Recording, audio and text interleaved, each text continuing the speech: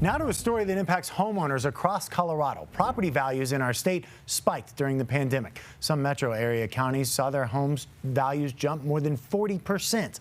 That's causing property taxes to balloon. Supporters of Proposition HH say it will help blunt those rising taxes. But there's a catch. The measure, which all Colorado voters will see on their ballot this year, comes with a trade-off: property tax relief in exchange for your Tabor tax refund. Yeah, if you're confused about Prop HH, you are not alone. Our political specialist, Shaun Boyd, has been analyzing the ballot measures for more than a decade and says this one is complex, despite ads suggesting that it's simple. Tonight, she gives those ads a reality check. When you read Proposition HH, you might think it's all about reducing property taxes. It's not. State lawmakers who wrote the measure can do that on their own. They don't need a ballot measure. Prop HH is on the ballot because lawmakers want to keep more of your money, and because of the Taxpayer Bill of Rights, they need your permission to do so. That much is indisputable. Who benefits, by how much, and for how long is where there's disagreement. Proposition HH cuts property taxes now for everyone.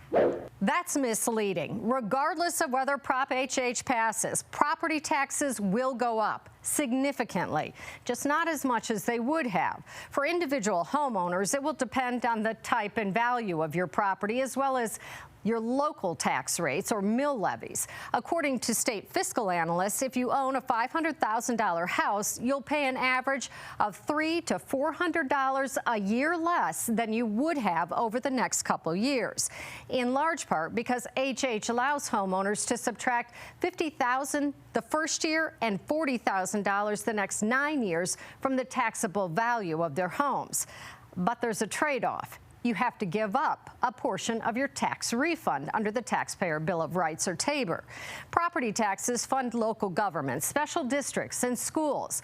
Prop HH would backfill some of their lost revenue with a portion of our tax refunds. In other words, you pay for your tax relief. Your Tabor refund will only be reduced by $46 next year, so you come out ahead.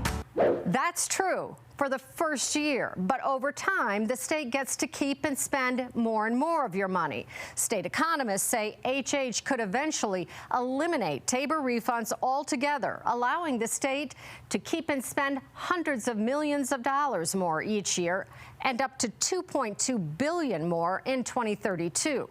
As for property taxes, HH even puts a cap on future property tax growth, avoiding this kind of crisis in the future.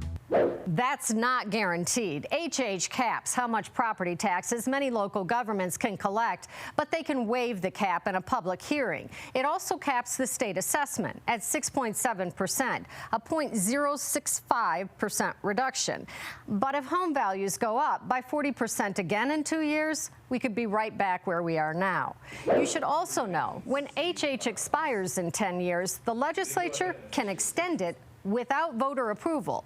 And most analysts agree the longer it's in place, the more you stand to lose than gain, although it depends on the economy and local tax rates. The pro-business group Common Sense Institute says based on historic revenue growth, homeowners would lose $21 billion more a year than they would save by 2040. It's a tax cut that won't harm our schools or the people that keep us safe. That's opinion. Here's what you need to know. Only a small portion of the extra money the state keeps will go to local governments and special districts.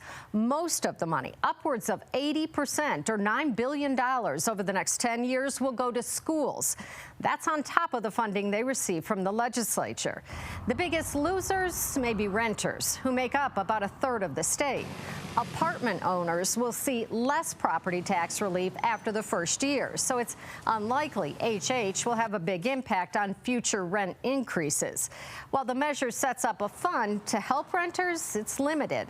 Most renters will also see lower Tabor tax refunds long term. No one in Colorado wants a 40% increase in property taxes, but there's only one way to avoid it.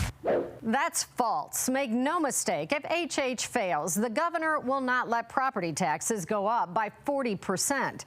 Bottom line, as I started out by saying, the legislature doesn't need our permission to lower our property taxes. And if HH fails, the governor can and almost certainly will call a special session to come up with a different plan. I'm Shaun Boyd. That's Reality Check. Always appreciate those, right? She does such a great job helping us siphon through all that information.